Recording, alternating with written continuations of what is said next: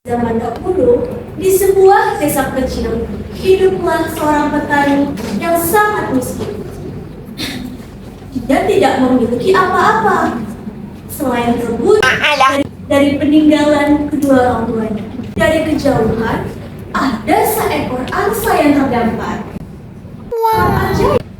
Kasihan sekali angsa ini. Apa ini? Telur berwarna emas? Akhirnya, petani itu langsung menuju ke pasar, ke toko emas.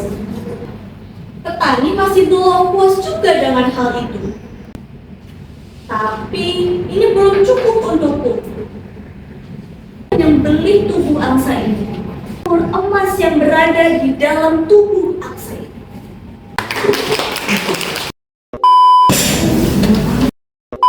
Artis. Persahabatan monyet dan tupai.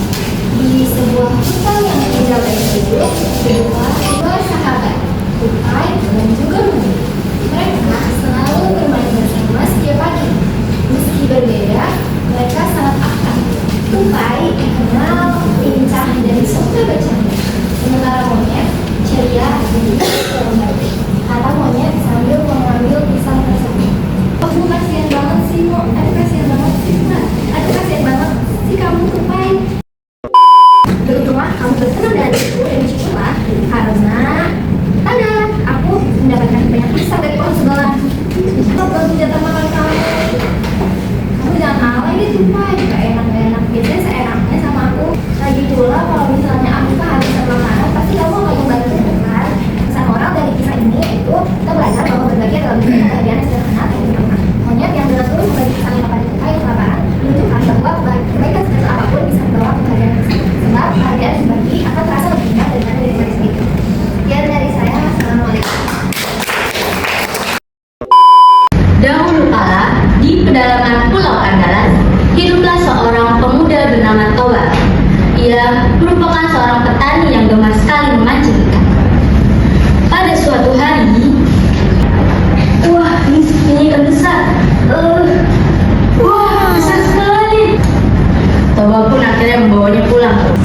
Semasa ia mencari sayuran, rumahnya tiba-tiba berkilau terang sekali, seperti ada sinar di dalam rumah. Saat ia kembali ke rumahnya, ia terkejut. Ikan yang tidak di dalam tempayannya itu tidak ada, menghilang begitu saja. Tiba-tiba malah muncul koin-koin emas di dalamnya. Emas, dari mana ikanku? Tiba-tiba seorang gadis ada di dalam rumah. Siapa kau, wahai gadis? Aku merupakan jelma ikan yang kau tangkap tadi pagi. Dan sebagai gantinya aku akan menemanimu seumur hidup.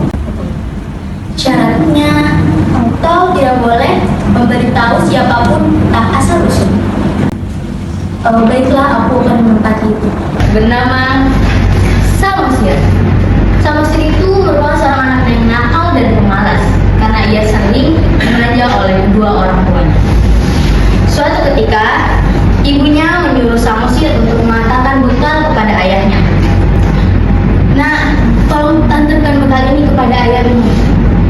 Tadinya ia enggan mengantarkannya, tapi ia akhirnya mau mengantarkan bekal itu. Di pertengahan jalan bekalnya, dan tiba-tiba bekalnya isinya kosong, dilemparkan ke tempat tidur. Kenapa kosong? Dasar kau orang nakal. Maaf apa ya, tadi aku makannya sedikit. Oh, dasar anak ikan. Toba pun menginginkan jadinya kepada sang putri ikan. Akhirnya sang Samosir pun berlari dan menangis menuju ibunya dan menceritakan apa yang diperbuat oleh ayahnya. Pada hari itu pun Samosir diperintahkan ibunya menuju bukit. Ibunya pun kembali menjadikan di asal tempat dia ditangkap. Pada hari itu badai mulai menyebar dan tuan air sungai meluap memenuhi pulau itu. Sekarang pulau itu dinamakan Danau Toba, yang di tengahnya ada pulau kecil bernama Pulau Samosir. Sekian dari saya, terima kasih. Disebutkan dunia dan penuh warna, hiduplah seekor gajah kecil yang bernama Tubuhnya besar, telinganya besar, dan belalainya panjang.